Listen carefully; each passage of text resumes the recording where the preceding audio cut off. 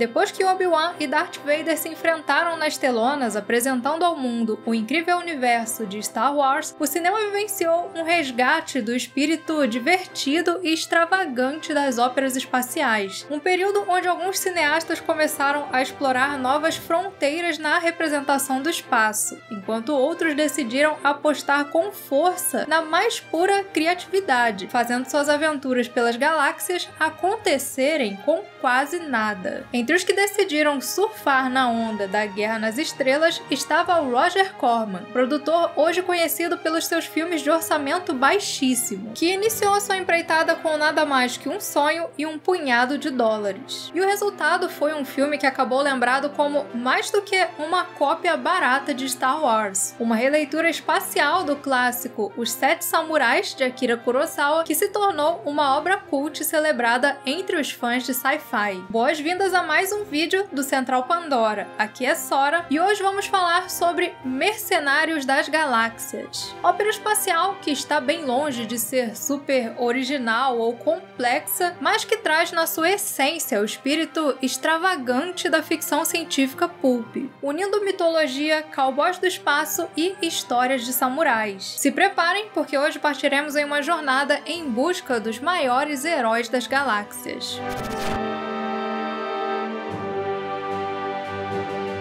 Seja você o piloto de uma nave espacial, o administrador de uma colônia de androides ou um terráqueo atrás dos corres do dia a dia. Chega o início do ano, a hora de voltar para a rotina de trabalho, dos estudos, e nessas horas tudo que a gente quer é conforto e praticidade. E você nem precisa sair em uma viagem pelas galáxias para encontrar as tecnologias que vão te ajudar nessa missão. I can't believe it. Pois é, Caranel, porque aqui na Terra nós temos as Tech T-Shirts da Insider, uma evolução das camisetas básicas elaboradas para trazer uma dose de conforto para sua rotina. Além de serem produzidas com um material de alta durabilidade e fibras macias que se moldam ao seu corpo, as Tech T-Shirts ainda poupam o seu tempo, afinal elas não precisam ser passadas. Você pode deixar ela lá no cabide desamassando enquanto você se arruma, toma o seu café, ou você pode só vestir mesmo, porque elas desamassam com o próprio calor do corpo. Sem contar que nesse calorzão, poder contar com camisas que ajudam na regulação da temperatura do corpo e ainda são anti-odor, garantindo uma rápida evaporação do suor, é a melhor coisa. Pois é, galera, a Insider já é parte da nossa rotina aqui no Central Pandora e tem salvado demais a gente nas gravações agora no início do ano. Enfim, se você busca o melhor investimento com roupas que não só têm uma alta qualidade, mas também são sustentáveis, vale muito a pena conhecer os produtos da Insider. São peças funcionais com um estilo minimalista e que você encontra em mais de 10 cores e em tamanhos que vão do P ao XXGG. E para obter as suas peças com um preço mais do que especial, você pode acessar o link que estará aí na descrição e usar o nosso cupom PANDORA12 para fazer as suas compras. Se prepare para começar 2024 rumo à sua melhor versão e para isso conte com a Insider. Com direção de Jimmy Murakami, hoje muito conhecido pelo seu trabalho com animações como a antologia Heavy Metal ou a chocante obra sobre as consequências da radiação When the Wind Blows, Mercenários das Galáxias é uma típica aventura pulp. Sua história começa quando o maligno Seidor vai até o planeta Aqui com a intenção de se tornar o seu mestre. E sim, se você ainda tem alguma dúvida sobre isso, o nome do planeta é uma homenagem a Akira Kurosawa. A chegada do tirano espacial é um evento que coloca os Akiras diante de um grande dilema, já que eles não tinham armas e nem guerreiros para se defender. Seu antigo defensor, Zed, já estava muito idoso, e caso eles decidissem não se subjugar ao domínio de Seidor, ele eliminaria completamente o planeta. Assim, a única esperança daquelas pessoas acaba em Shed, um jovem fazendeiro que sabia pilotar a nave do velho guerreiro e partiria embarcaria em uma jornada pelas galáxias. Seu objetivo seria encontrar os mais destemidos mercenários das galáxias, que ajudariam o seu povo a combater Seidor. Mas, antes de falar da viagem de Shed em si, eu não posso deixar de comentar a sua nave, Nell, que tem um formato bem peculiar e é equipada com uma das inteligências artificiais mais memoráveis e sinceronas da ficção científica.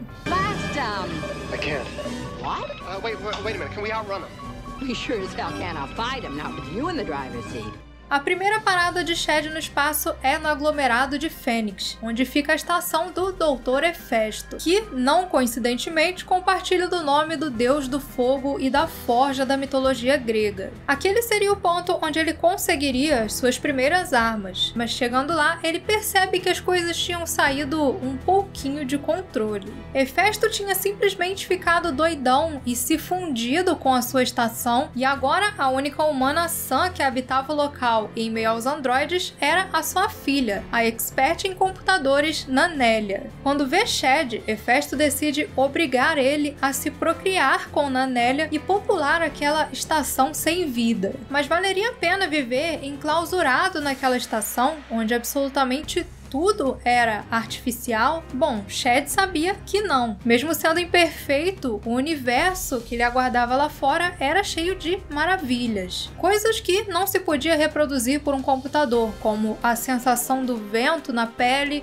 ou o ciclo natural da vida. Por isso ele deixa a estação e segue na sua busca, agora acompanhado por Nanélia, que decide deixar de uma vez por todas aquele mundo artificial. Seguindo em sua jornada, o caminho do protagonista vai se cruzando com diferentes figuras que vão se unindo a ele pelos mais diversos motivos. Entre eles, um autêntico cowboy americano da Terra, um homem lagarto em busca de vingança contra Seidor, acompanhado dos Kelvin, alienígenas que se comunicam por temperatura, e de um Hércules espacial chamado Kopeg, além, é claro, de Nestor, um coletivo de clones de consciência compartilhada. Enquanto parte dos personagens se une a Shed por uns motivos que, à primeira vista, soam bem bobos, como é o caso do próprio Nestor, uma entidade autossuficiente que só entra na luta para não morrer de tédio, outros deles carregam motivações um tanto notáveis, como é o caso de Gelt, personagem de Robert Walken, que é, curiosamente, uma releitura de Lee, personagem do ator no clássico Sete Homens e um Destino, que é também uma releitura do clássico de Kurosawa.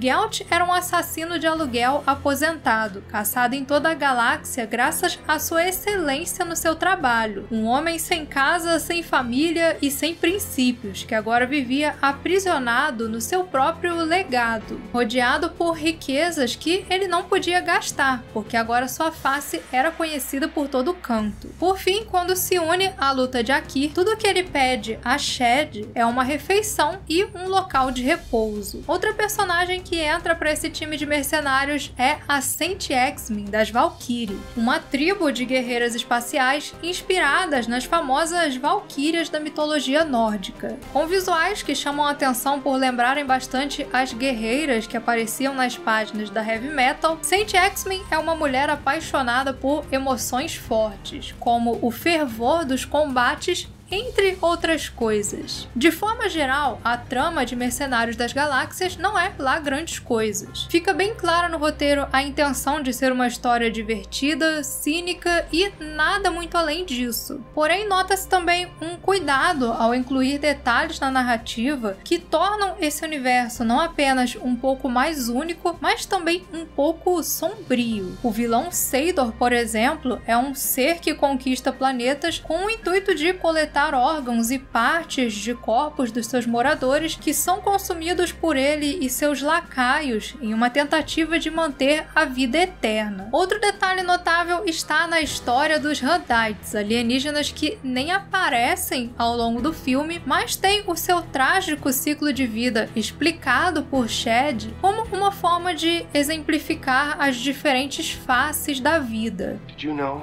that there's a form in the Black Galaxy whose children have no immune system till the age of 5 cycles?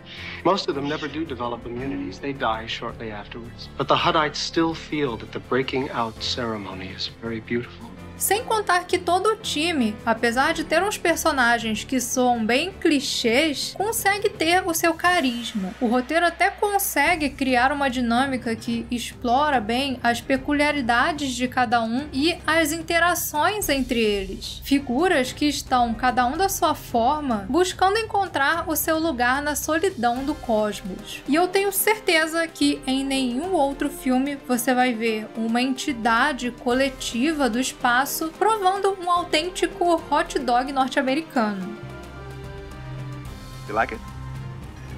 There's no dog in this. Na época, a produção mais cara de Roger Corman, Mercenários das Galáxias, foi feito com um orçamento de 2 milhões de dólares. Quase nada quando comparado até com o próprio Star Wars, que custou 11 milhões. E em diversos momentos, essa falta de orçamento é visível. O Nestor, por exemplo, é só um bando de atores pintados de branco com um olho desenhado na testa. Os androides do Dr. Hefesto não são lá tão convincentes. E até os figurinos exalam aquele charme de fantasia barata. Mas é impressionante o que esse filme consegue fazer, tanto nos seus cenários de interiores, com muitas coisas montadas na base da sucata, quanto nas cenas do espaço, com miniaturas de naves de design criativo e repletos de detalhes, principalmente considerando que se trata de uma produção extremamente corrida, com algumas coisas sendo finalizadas até minutos antes das gravações. Assim como muitos filmes de Roger Corman, que não à toa é conhecido hoje como o rei dos filmes B, o longa foi responsável por colocar em Hollywood alguns nomes que se tornariam bem grandes no futuro. O roteirista John Sayles, por exemplo, hoje é bastante respeitado no meio do cinema independente, tendo sido indicado até mesmo ao Oscar pelo seu trabalho em Tudo pela Vida e Lone Star, a Estrela Solitária. Outra estrela que surgiu nessa galáxia foi James Cameron, que tinha acabado de largar o seu trabalho de caminhoneiro para tentar a sorte no cinema. Em 78, com um empréstimo de 20 mil dólares, Cameron produziu junto com um amigo o curta Xenogênesis, um terror espacial com robôs filmado na sala de casa que impressionou Corman, que logo contratou o jovem Jim para fazer os modelos em miniaturas no seu Star Wars. Acontece que no meio da produção rolou uma treta que o diretor de arte foi demitido e assim Cameron assumiu a frente nos efeitos especiais do filme. Uma oportunidade que rendeu para ele semanas de noites mal dormidas, mas que foi definitiva na sua carreira em Hollywood. Além de Cameron, esse foi também o primeiro trabalho no cinema de Alec Gillis, hoje um artista de efeitos especiais renomadíssimo e cofundador da Amalgamated Dynamics. Foi no set de Mercenários das Galáxias que Cameron conheceu Gillis, que depois seria o coordenador de criaturas em Aliens: O Resgate. Foi nesse filme que ele conheceu também os irmãos Robert e Dennis Escolta, que supervisionariam os efeitos especiais do seu filme. E essa lista está bem longe de parar por aí. Outra pessoa envolvida na produção era Gale Anne Hurd, futura esposa e parceira de James Cameron, ao lado da qual ele produziria posteriormente sucessos como O Exterminador do Futuro, Aliens: O Resgate e O Segredo do Abismo. No set de Mercenários das Galáxias estava também Bill Paxton, na época um carpinteiro. Foi nesse filme também que ele trabalhou pela primeira vez com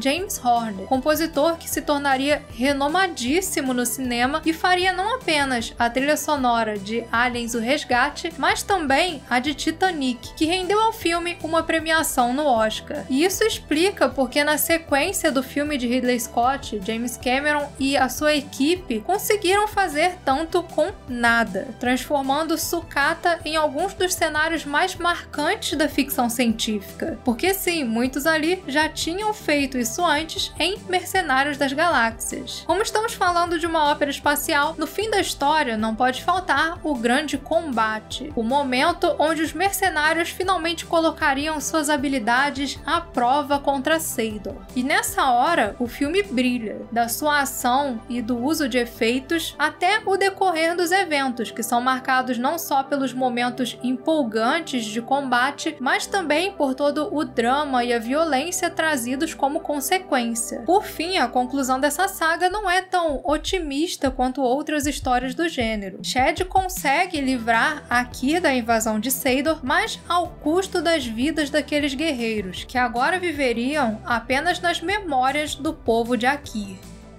Quando chegou aos cinemas norte-americanos em julho de 1980, Mercenários das Galáxias não foi um estouro como Star Wars. Na verdade, o filme teve um sucesso bem moderado e Corman só recuperou seus gastos ao vender os direitos de distribuição internacional. Mas se tem uma coisa que pode ser considerada um mérito de Mercenários das Galáxias, é que ele não tenta ser um Star Wars. Assim como outras obras desse período que acabaram marcadas de alguma forma, ele busca trazer o seu próprio universo, longe dos Sith e Jedi. Uma mistura despretensiosa de gêneros já bastante explorados, mas charmosa e criativa, que certamente garante uma experiência divertida para os amantes da ficção científica. E bom, esse foi o nosso vídeo sobre Mercenários das Galáxias. Para muito mais ficção científica, dos clássicos às novidades, continuem com a gente aqui no Central Pandora. E antes de encerrar, um agradecimento especial ao primeiro imediato Mestre J, os membros da Ponte de Comando Guilherme Yan e Daniel Câmara, e aos oficiais de ciências Luiz Carlos Matos, Rosana Barbosa e JF Investor, pessoas que são essenciais na nossa missão de levar a ficção científica por todas as galáxias.